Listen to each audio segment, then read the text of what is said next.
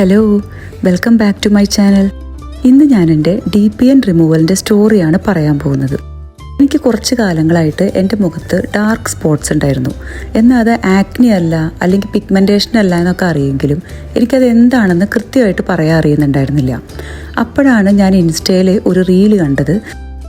അതിൽ നിന്നാണ് എനിക്കിത് DPN എന്നാണ് പറയുക എന്ന് ഞാൻ മനസ്സിലാക്കിയത്.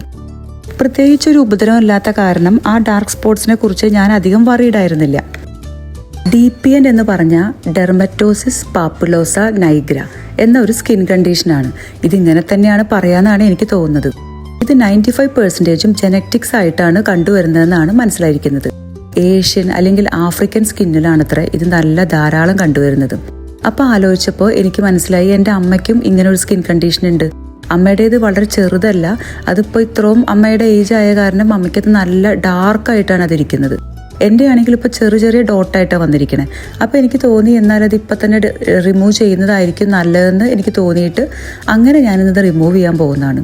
അപ്പോൾ ഇതിനെക്കുറിച്ച് നോക്കിയപ്പോൾ ഇതെന്തോ ഒരു പ്ലാസ്മ പെൻ എന്ന് പറയുന്ന ഒരു പെൻ വെച്ചിട്ട് ഇത് ബേൺ ചെയ്ത് കളയുകയാണ് ചെയ്യുന്നത്. ഈ ബേണിംഗ് പ്രോസസ്സ് തീർത്തും പെയിൻലെസ് ആണെന്ന് എനിക്ക് പറയാൻ പറ്റില്ല. അത്യാവശ്യം പെയിനൊക്കെ ഉണ്ടായിരുന്നു. അതിന് തന്നെ അവരാദ്യം നമ്മുടെ ഫേസിലും നെക്കിലും ഒക്കെ ഒരു നമ്മിങ് ക്രീം അപ്ലൈ ചെയ്തിട്ടുണ്ടായിരുന്നു. എന്നിട്ട് കുറച്ച് നേരം വെയിറ്റ് ചെയ്തതിന് ശേഷമാണ് അവരത് മെല്ലെ ബേൺ ചെയ്യാൻ തുടങ്ങിയത്. ആ റൂം മുഴുവൻ ഒരു കരിഞ്ഞ മണമായിരുന്നു. ബേൺ ചെയ്തതിന് ശേഷം അവരൊരു കോട്ടൺ ബഡ് കൊണ്ട് തുടച്ച് കളയുന്നുണ്ടായിരുന്നു. നമ്മുടെ ബോഡിയിലൊക്കെ ഒരു മുറിവുണ്ടാവുമ്പോൾ ആ മുറിവ് കരിഞ്ഞു പോവില്ലേ, അത് കഴിഞ്ഞാൽ പിന്നെ അവിടെ ഒരു സ്കാറാവും. കുറച്ച് ദിവസം കഴിയുമ്പോൾ അത് മെല്ലെ കൊഴിഞ്ഞു പോവും. അതേ പ്രോസസ്സ് തന്നെയാണ് ഇവിടെ ഉണ്ടാവാൻ പോകുന്നത്. എൻ്റെ ഫേസിലും അതുപോലെ തന്നെ നെക്കിലും ഇതുപോലെയുള്ള ഡാർക്ക് സ്പോട്ട്സ് ധാരാളം ഉണ്ടായിരുന്നു. ഫേസിനെ വെച്ച് നോക്കുകയാണെങ്കിൽ നെക്കിലായിരുന്നു ഒരുപാടുണ്ടായിരുന്നത്. അപ്പോൾ ആദ്യം ഞാൻ പോയപ്പോൾ ഫേസിൽ മാത്രം ചെയ്യാനായിരുന്നു പോയിട്ടുണ്ടായിരുന്നത്. പക്ഷെ ഇത്രയും പ്രൊസീജിയറും ഈ പെയിനും അനുഭവിച്ച് കഴിഞ്ഞപ്പോൾ എനിക്ക് തോന്നി എന്താണെങ്കിലും വന്നതല്ലേ, അപ്പോൾ എങ്കിൽ നെക്കിലും കൂടി ചെയ്യാമെന്ന് വിചാരിച്ച് ഞാൻ പിന്നെ നെക്കിലും ചെയ്യാൻ തുടങ്ങി.